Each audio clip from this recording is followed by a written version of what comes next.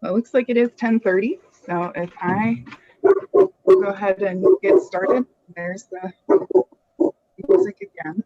So pause that.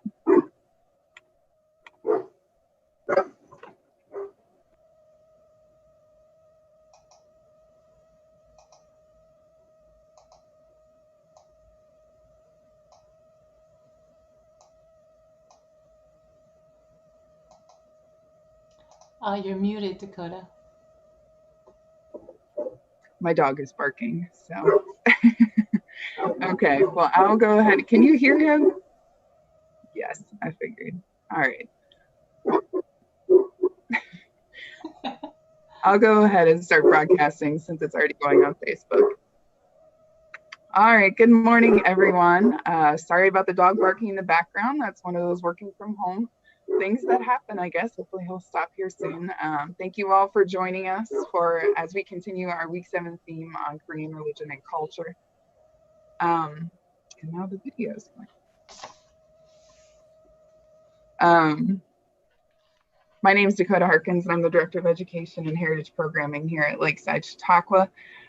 Before we get started, I'd like to let everyone know that if you did miss our program yesterday, when Dr. Hwang talked about Korean culture, it is available on the Lakeside Facebook page, or if you go to lakesideohio.com/calendar and you click on August 3rd, the purple banner at the top there says virtual lecture series, and that will take you to the recorded program that we have up from yesterday. So you can watch that after today's program if you happen to miss yesterday. But I'm now excited to welcome back our speaker who was with us yesterday, but is back again today to speak more about Korean religion, Dr. Merose Hwang. She is an associate professor of history at Hiram College. Welcome back again this morning, and thank you again for joining us. Thank you so much for having me back. I am excited to continue this discussion on Korean culture and religion, looking at a more focused study in today's time that we have together. Again, I want to thank the Education and Heritage programs at Lakeside Chautauqua Community and the community yourselves for joining us. I should also acknowledge some important people who've helped me in my recent journeys to Korea. So Professor Sung-nae Kim from Seogang University, the director of the Institute for the Study of Religions, where she invited me to be a visiting scholar. Mr. Jun Y.K. Shin from Royal Asiatic Society, Korea branch, also helped me to look at the Kwanyu shrines. The Indigo Hill hiking group in Seoul, they also gave me the tour through the Namhan Sansong Fortress City. Dr. Youngbae Hwang from Ohio State University for helping me with understand the geopolitics of the region. Korea Foundation, their field research fellowship, without which I could not have made these trips. And Hiram College's Dean Office for allowing me the sabbatical leave for this research. To begin, I want to just give you the outline of what we'll be doing today. So we'll be looking at Shamanism, Confucianism, and Buddhism as the pre-modern religious traditions in Korea. And then we're going to move to the modern period, looking at Christianity and the various forms of Christianity that exist in Korea, as well as new religions that cropped up in the 20th century. With these religious traditions in mind, we'll be looking at more focused glance at the kinds of competitions between the different religions that existed in Korea and the different ways that then those religions coexisted and syncretized. And so that will be the content for today's lecture. You saw this chart from yesterday. If you recall, this South Korean religious affiliations, majority being atheists, and then you have Protestant Buddhists and Catholics. You may notice that Shamanism and Confucianism are not on this chart. These religious traditions are not counted because they, for a number of reasons, they don't have organized churches, they don't have a clergy, holy books, or memberships. Those things don't actually exist in these types of traditions, and so it's difficult to count them for those reasons. But alongside that, what some people don't know is the term itself. The term religion, which is Chonggyo in Korean, is a recently imported term from Japanese of a kind of reconfiguring of Chinese characters to make it synonymous to what Westerners call religion. And that term was used then for the purposes of government administration. And in that administering of religions, shamanism and Confucianism were not categorized as religions. Instead, they were called quasi religions, folk religions, sometimes folk cultures, and state ideologies, but not officially as religions themselves. And so, till today, that kind of categorization continues to persist. If you look at this image, this is an image of a shamanic ritual in Inwang Mountain in the near Namsan Tower. If you've ever visited the capital city of Seoul, the Korean Ministry of Culture describes shamanism as Korea's indigenous spiritual tradition.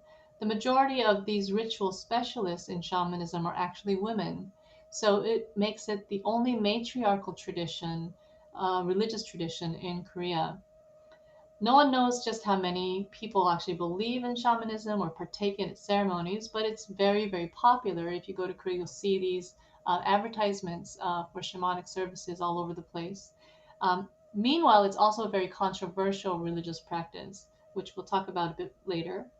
These ritual specialists basically act as mediums, and so they do these dances as you're seeing here in this image, where the dances then allow for the guardian spirits to descend upon the shaman so that then they have the power to channel the spirits of the deceased. And so they act as mediums for the deceased in order for the loved ones, the survivors, to be able to communicate with the people that have passed. Confucianism would be considered the polar opposite of shamanism in many ways, in that it is the ultimate patriarchal tradition, very male focused, as you saw from yesterday. If you recall from yesterday's study of the family structure, the patrilineality, patriarchy of the family is really Confucian based in its principles. Confucianism was started from a historical figure known as Gong Feizi, who was a person who lived in China around the 6th century before Common Era. That tradition then made its way into Korea at the turn of the new millennium, and really gained traction around the 3rd century CE. It was the kind of formed the basis of Korea's education system, its social ethical systems as well. It is very ritualistic, as you guys have noticed, but it can't really be considered theistic because Confucius isn't considered a god in the way that we think of gods in the monotheistic traditions.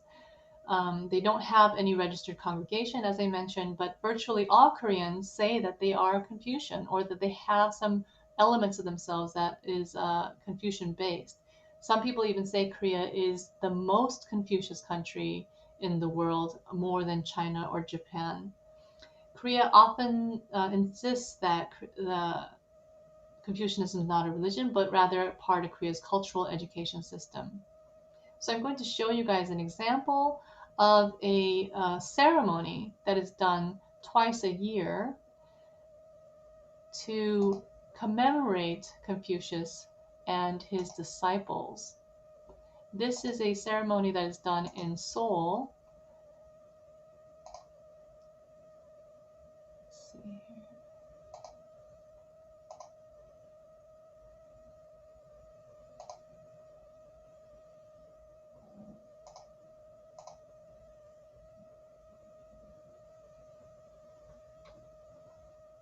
Just want to make sure. Okay, we got the right one. And what you're going to see in this ceremony, this is known as the Munmyeong, which is a Confucian shrine music of the ceremony of offering silk to Confucius, the spirit of Confucius, and then offering it to his disciples. It involves ritual music and dance. It's held in the Sungyongwan University campus every spring in April and autumn in September, and it's officially designated as South Korea's government historical site 143. So you'll see what's happening in this particular scene is the master of ceremony is speaking and sometimes singing and chanting the actions that are being performed in the ceremony. You'll see the central Confucianist coming to wash his hands to cleanse himself prior to going to the shrine of Confucius, which is on the center, the rear of this stage, to then offer the silk. They will then light incense and to call down the spirit to descend down into the space. And meanwhile, in the front, these people adorned in red robes will be dancing as a representation of the civil servants' activities to help venerate the those ancestors. And meanwhile, then the Confucianists will then pass along rolls of silk to the disciples of Confucius. So you'll see those things happening in this particular clip.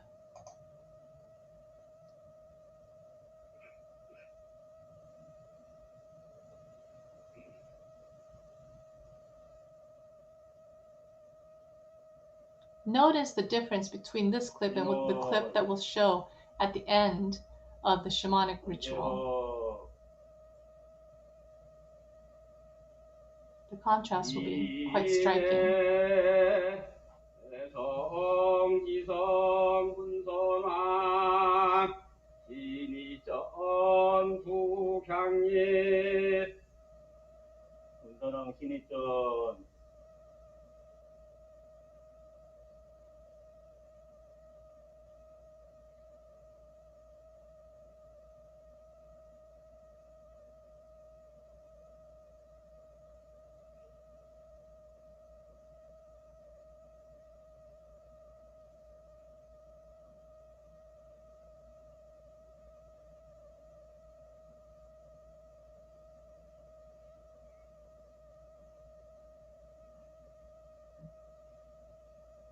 응가작 영안지악 열문지 무자거기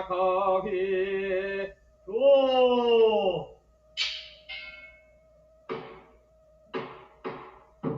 자리인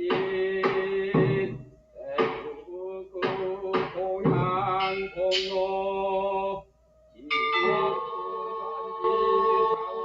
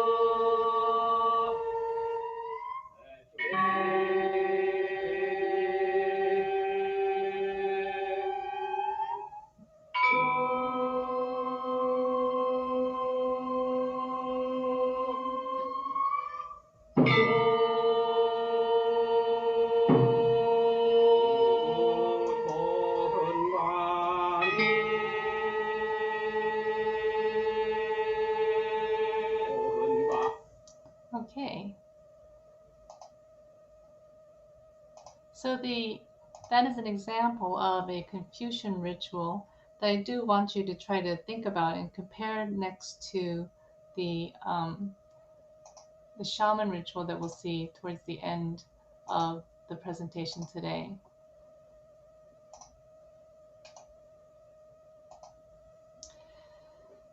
The next tradition that came into Korea about 100 years later was started around the same time with a historical figure of Gautama Buddha.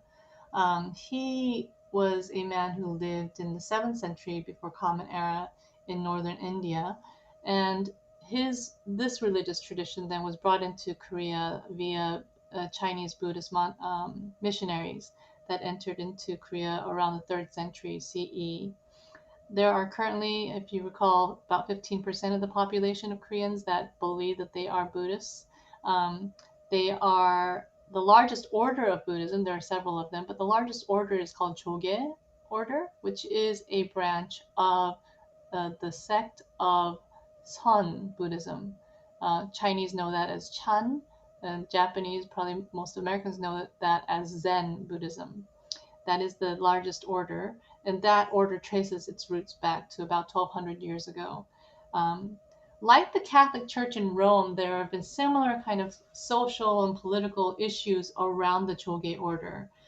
It has had a very long history of amassing great amount of wealth and power, some levels of corruption, even involving the mafia activities, and so it's been criticized for that. At the same time, it's been the center of a lot of philanthropy through its history. So if you look on the slide on the left side here, this is an orphanage of Buddhist monk babies that the Buddhist order has taken in. The Buddhist monasteries have traditionally operated as orphanages. They were the only only religious order that has done this through Korea's history in a pretty systematic way. On the right side, I thought you might find this interesting that in 2009, North and South Korean monks united in Pyongyang in North Korea to commemorate the 1000th anniversary of the scriptural carvings of the Tripitaka scrolls, the ancient, very ancient scrolls. In that, 37 South Korean Buddhist monks crossed into North Korea to help then commemorate and honor that in his ceremony. So I will show you the news clip of that.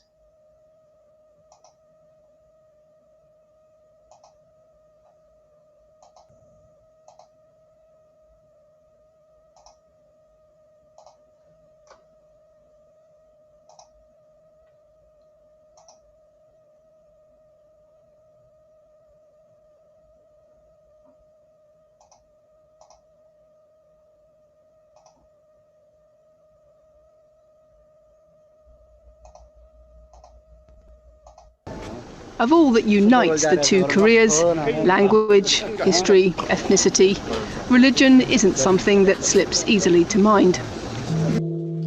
But in a temple 2 hours' drive north of Pyongyang this week, Buddhist monks from South Korea have been meeting to pray with their North Korean counterparts. In honour of this. All the evidence left of an ancient series of wood carvings, the Tripitaka, one of Buddhism's most important texts. The woodblocks themselves, said to be carved here in Korea 1,000 years ago, were lost in a fire. These books, printed from them, the only surviving record of what they looked like. But it's the monks themselves who've got the most attention on this trip, for being the first South Korean civilians to make this kind of visit since 2 attacks on South Korea last year. Since then, travel to the north has been tightly restricted, and only a handful of humanitarian groups have been allowed to cross the de facto border. South Korea's Unification Ministry, which approves all visits to the north, says religious trips are different, and this isn't a change in policy. But last week, the new ministerial nominee said he was looking for a more flexible approach to the north. So here in Seoul, many are watching for signs of change. Even here, in the chanting of prayers, unchanged for centuries. Lucy Williamson, BBC News, Seoul.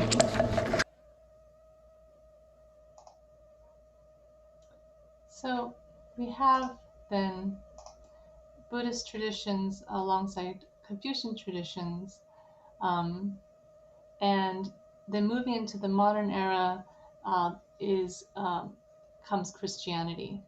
French Jesuit monks entered Korea in early to mid 1800s.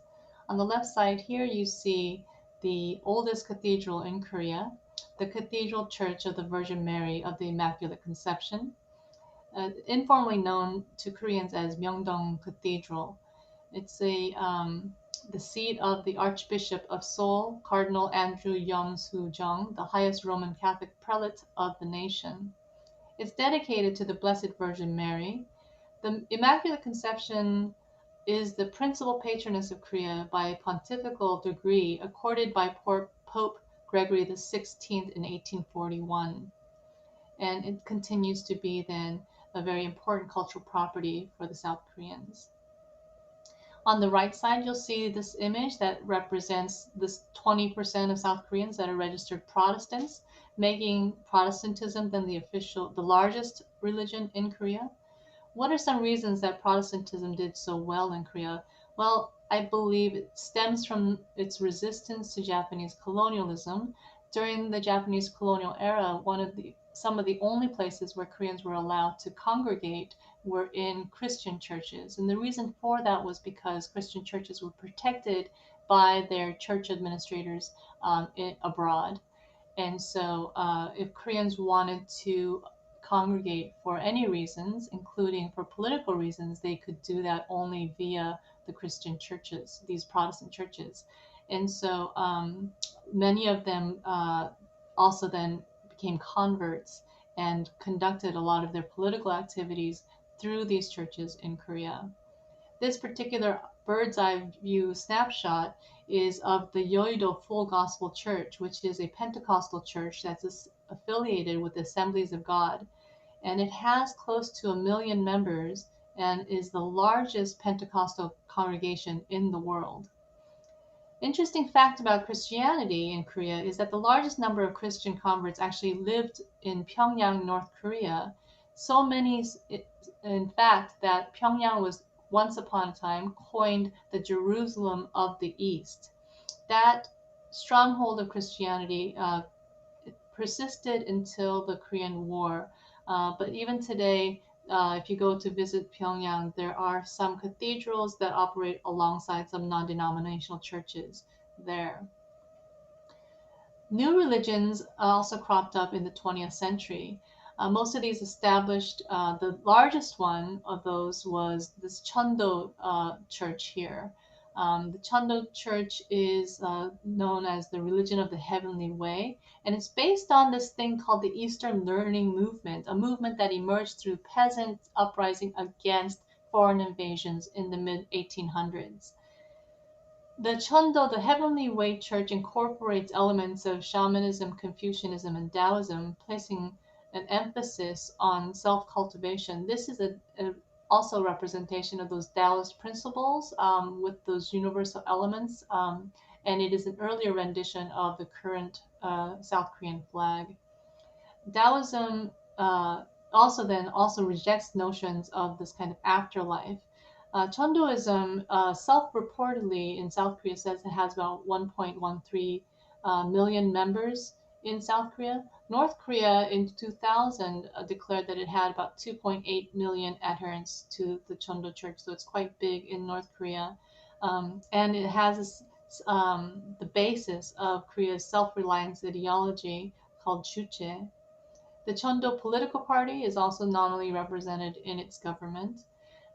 So those are examples of new religions. Shinto was also introduced to Korea around the 1800s, but then it became the official state doctrine in the 1930s. But since the end of the Japanese colonial period, I don't see many remnants of Shinto practice in Korea today. Another new religion that many of you may know of or have heard of is the Moonism. Some people call them the Moonies. Sun Myung-moon was a very interesting figure who was born in North Korea but then moved to South Korea and aligned himself very closely to many of the conglomerate businesses and political high political offices in South Korea and abroad.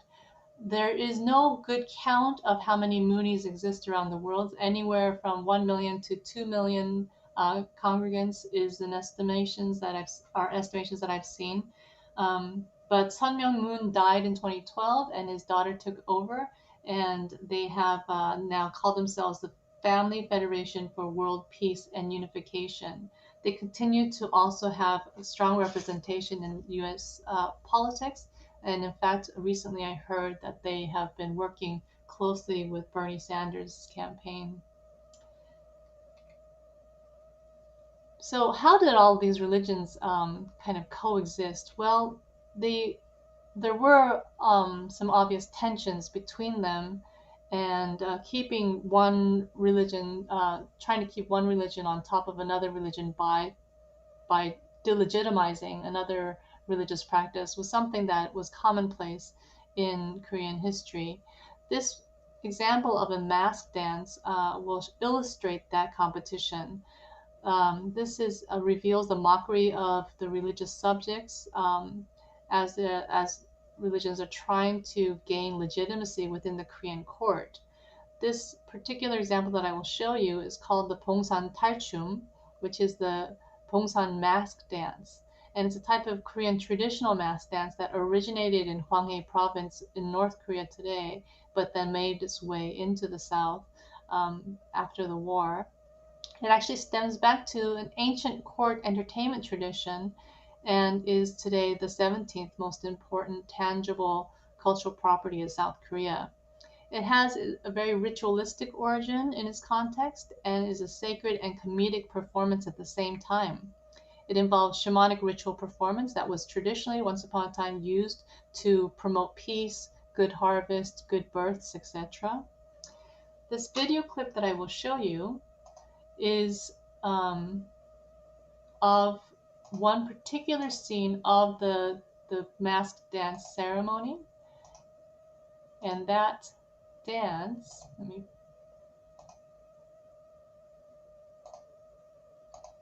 what you will see in this particular dance, this scene, is a video that I took the National Center for Performing Arts at Hwang University in 2016.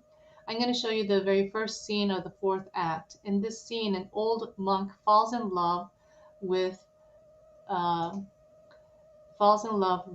shaman girl, and the old monk is considered the reincarnation of Buddha. He's deeply devoted to Buddhist doctrines. However, he can't resist the seduction of the shaman girl. They perform one comical dance together where he gives her his Buddhist rosary, and then she throws it away, and him in horror then trying to reclaim her with that rosary. This is the highlight of the story. The entire flirt scene is portrayed without any dialogue, using only music and dance with these masked dancers. But in this story, you can see the lampooning of corrupted monks who break the rules of Buddhist ethics and conduct.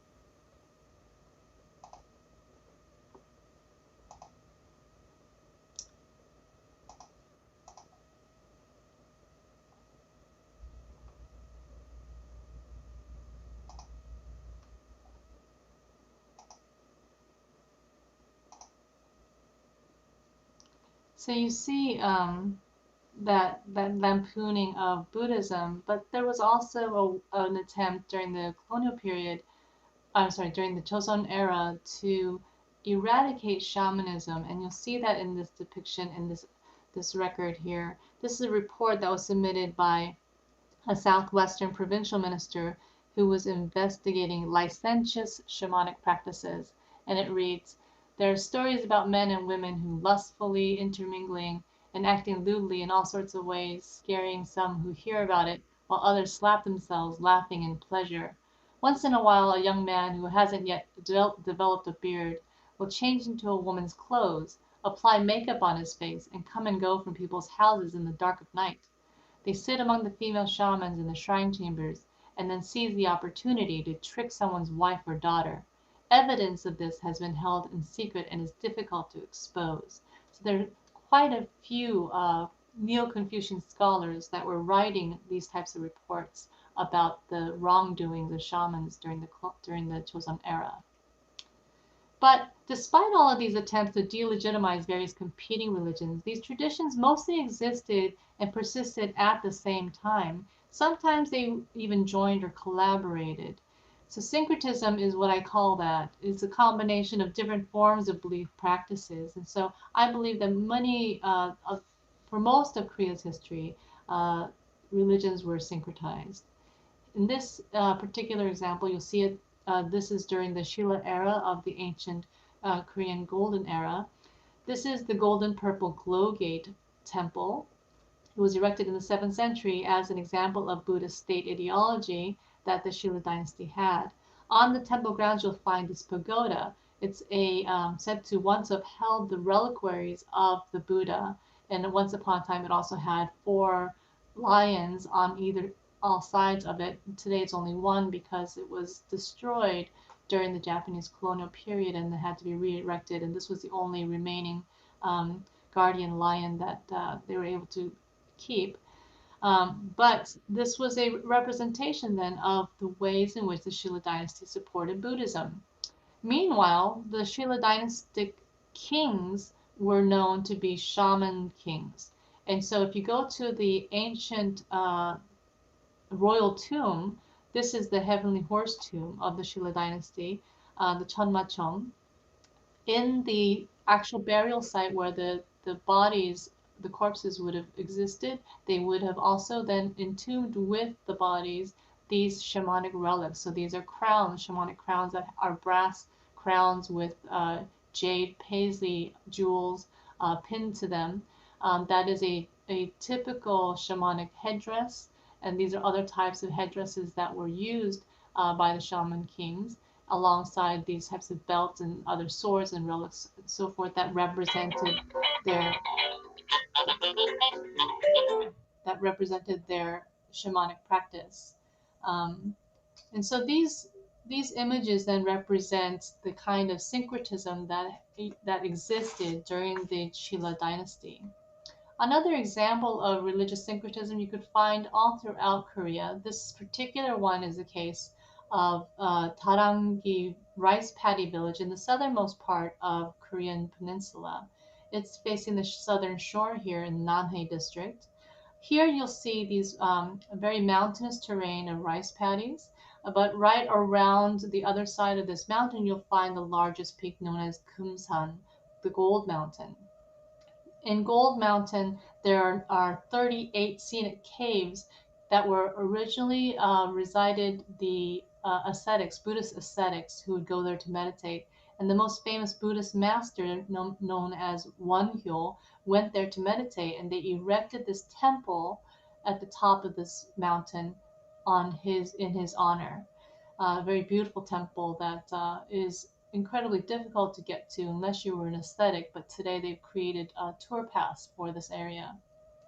But while this kind of commemoration existed, in the town itself there were these shamanic rice burial sites. So you see this rock pagoda. Inside of it there's a hole and a kind of flat surface where they would put the rice. This at 8 p.m. on the full moon of the 10th month in the lunar calendar, the Torangi villagers would pay homage to the village spirit by ceremonially burying pure rice in these sites that are located in the center, the east, and west part of the village.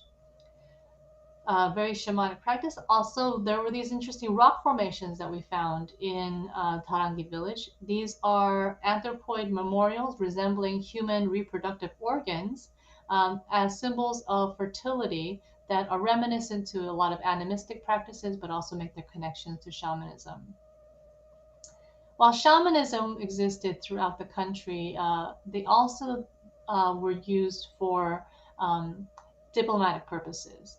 So it was an indigenous religion to Korea, but at the same time, it was perhaps one of the most inventive of all the religious traditions, as you will see in this example. This is a shrine that was built in 1601 at the request of the Ming Dynasty in China to commemorate China's help and sacrifice in Korea's recovery from the Japanese invasion under Toyotomi Hideyoshi in 1592 to 98. So it was built in 1601, right after that, for that purpose. So you've got the front room that was used for sacrificial purposes here, and then you've got the this main room here, the Punshir, that currently houses this guy, Guan Yu, this character, and his subordinate generals here. Who was Guan Yu? Guan Yu was a man who was born in Yuncheng Prefecture in Xiangyi Province. He was a general who was serving under Liu Bei in the Eastern Han Dynasty. During the Three Kingdoms period in China, he was mythologized in the Romance of the Three Kingdoms as a deified figure who represents also a kind of pan-Chinese folk religions, including Confucianism, Taoism, Buddhism, and shamanic practices.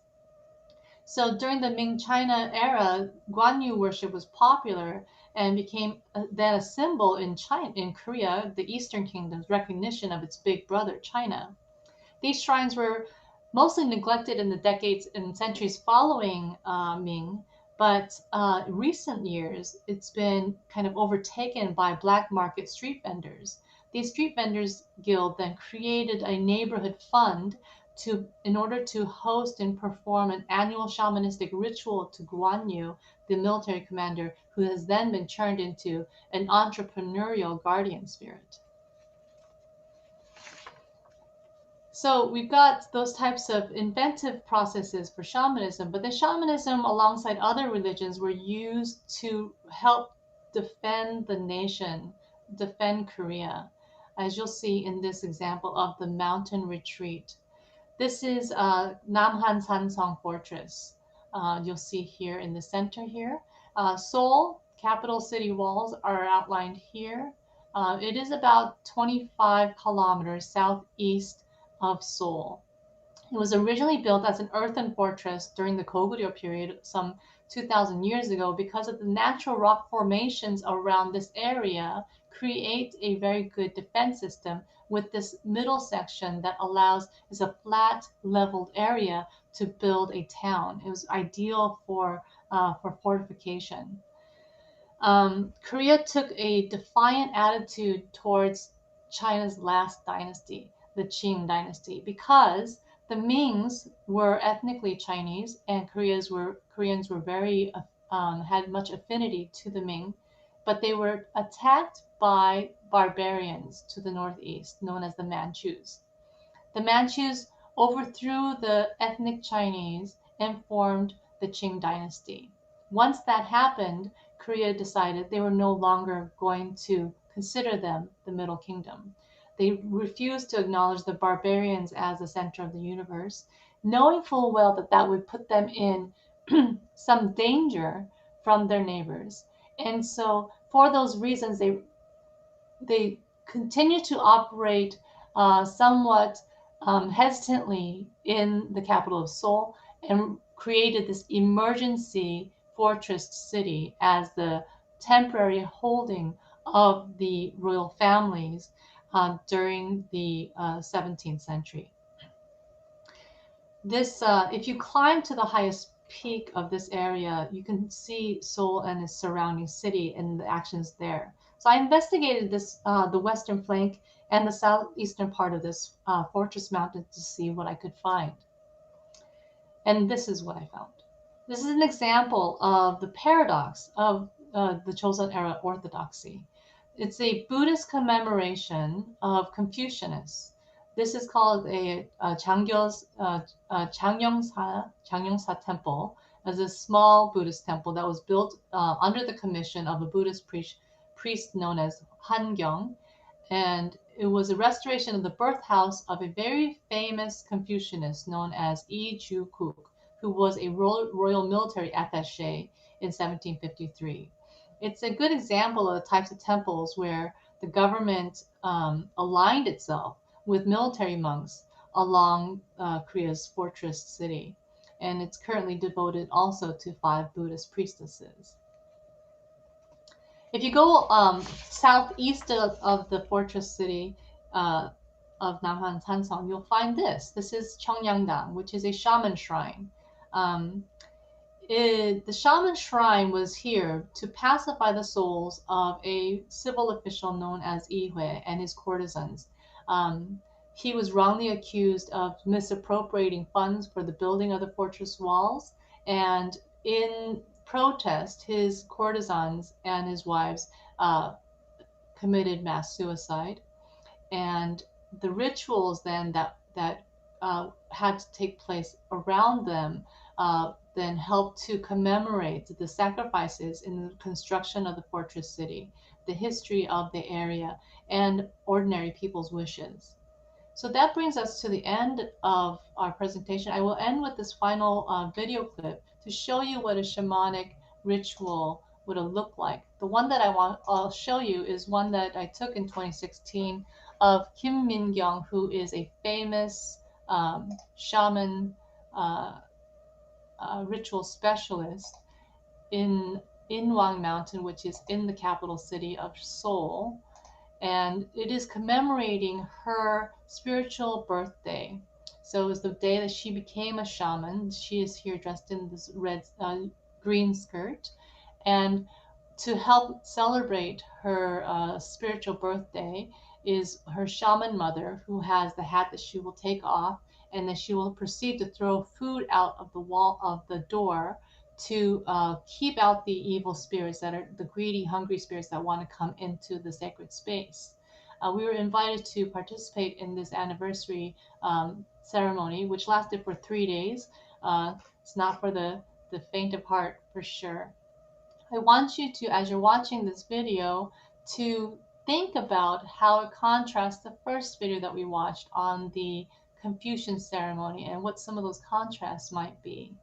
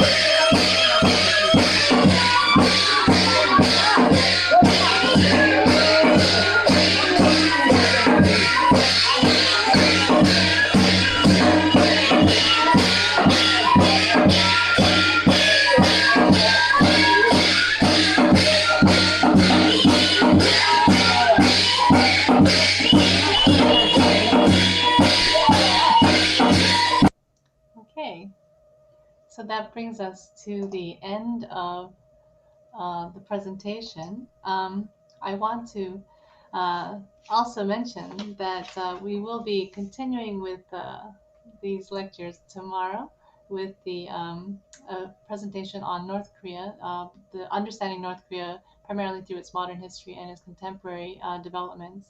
But I would love to take your questions at this time. Thank you so much for your attention. Well, thank you, Dr. Wong. We did have a couple of questions come in, so we'll go through those now. We'll start off with Bill's. He asked a very early question when you were showing the video of the Confucian ceremony. He wants to know, who were the participants, or were they part of a formal organization? Yes, thank you, Mr. Smith, for that question. The participants were a part of the National Center for Korean Traditional Performing Arts. And so the instrumentalists, the dancers, the performers, they are all part of that National Center for Performing Arts. And they were performing at Seongyungwan University in Seoul. And this was actually taken in 2010. Mm-hmm. You are muted. And I'm muted again. Okay. So then he had another question as well. Korean writing looks very different from Chinese and Japanese. What is the origin? Oh, the Korean writing system is a phonetic system that was invented in the 16th century by King Sejong, and so it was an attempt to create a reading system that was accessible by the masses. Um, and so for that reason, that is very, very true. But they still continue to use the Chinese script, just like the Japanese had and continue to use. I say of the three countries, obviously the PRC uses a simplified version of Chinese, while Taiwan and some other parts of the Sinitic countries use the traditional form. Koreans continue to use traditional characters to a very limited extent, depending on the medium and the type of messages that are being relayed. Japan also continues to use Chinese script, the traditional form. So if you're reading Chinese traditional script, you can read across those countries. But they also have Japan and Korea have their own vernacular system that is based on the phonetic pronunciations of words, and they also look very different from one another. Oh, wow. Okay. And then a third question from Bill Smith. He had quite a few right at the beginning. So I think you touched on this a little bit, but if you want to reiterate, do religions in Korea blend? Will some Christians claim that they are also Buddhist? Yeah, so I don't know if you recall from yesterday's lecture, but I was telling you about how Koreans have that saying that they are born Buddhist, they marry Christian, and then they die Confucian. So Koreans do consider themselves to be a combination of any of those. They are reluctant, for the most part, from what I've seen, to claim that they are of any particular religious following outside of Christians. And so if you are a Christian, whether you're Catholic or you're Protestant, Presbyterian, whatever branch of Christianity you might be, you will probably not hesitate to declare that identity. The other religious traditions, however, people are much more reluctant to make those types of declarations. And yet they will very willingly attend to various different types of religious services without conflict. Thank you, Bill, for your questions. And then David Blake also had a question about the Buddhist temple that you were showing towards the end. So is this a typical Buddhist temple? There are many buildings as part of the temple complex, and our guide was not particularly able to explain the details of the building's use, rights, and other functions. So this was a follow-up to a comment he had saying that they were able to visit that temple last year on a trip. I believe that that temple has been under construction in recent years, and so that might be the reason why. So I'm really happy to hear that, Mr. Blank, you were in Korea at the time. But that temple was at the time when I was there in 2016, was open and available for us to visit. Now, we were not a part of a tour group per se, so we weren't a big group of people. We were just a handful of scholars who had hiked to the area. So that might have been one of the reasons that we were allowed access to the temple. But whenever tourists come through, they have to be mindful of the kinds of religious services and activities that are taking place in the area. Buddhist temples are often very protective of their spaces at certain times as they prepare for some larger masses and ceremonies for their congregants.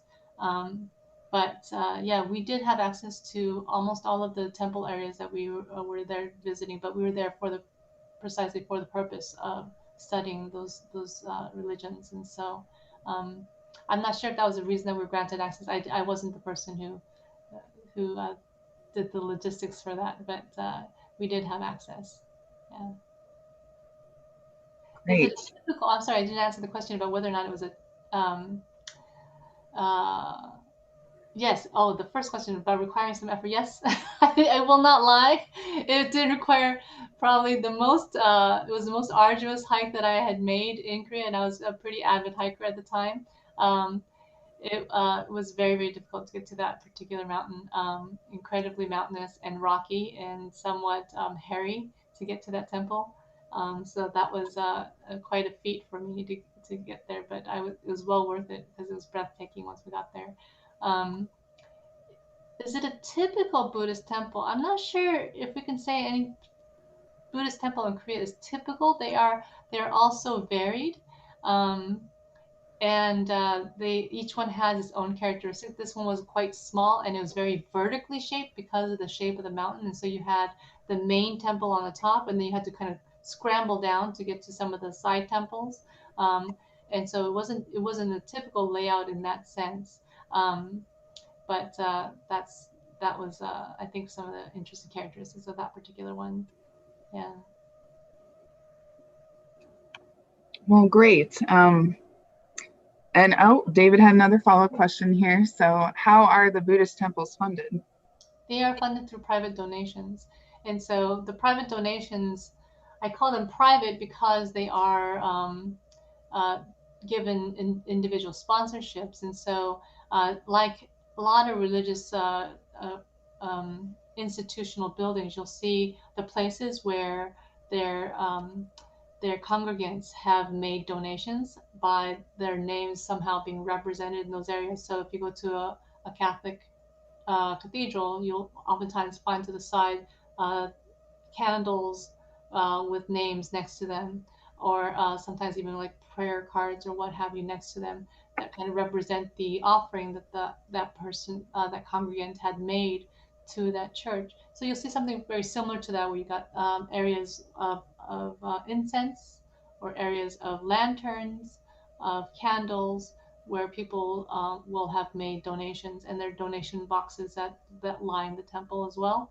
How much of the money actually comes from those individual donations versus large donations, I am not sure, but I do believe that corporations also make large donations to temples, and so there is a certain tie to the kind of economic structure and even the political structure um, of Korea and their financing of temples as well. Well, thank you, David, for your questions, and Bill for your questions. I'm sure that if there are any further questions as we follow up, as Dr. Hwang said, she will be back again with us tomorrow. We're excited to have scheduled something again for tomorrow. So right now it is not on our website, but it will be going up this afternoon and tomorrow morning before the program begins. So if we do have any follow-up questions, I'm sure she'd be happy to answer them as we move into the new last day of the program. So tomorrow she'll be back to talk at 10:30 again as part of our Chautauqua lecture series about North Korea. So lastly, as we are heading back into our final weeks of the Chautauqua lecture series season, our first virtual lecture series season, we will be posting a survey for everyone who's attended any of our programs this summer. And we'd really appreciate if you would take a few moments as that arrives to fill that out and give us some recommendations based on what you've experienced this summer, and not just the feedback, but also suggestions for the future. And again, please come back tomorrow and join us for Dr. Hwang's lecture. Thank you again for joining us this morning. We look forward to seeing you tomorrow. Thank you very much. I do too. Have a good day.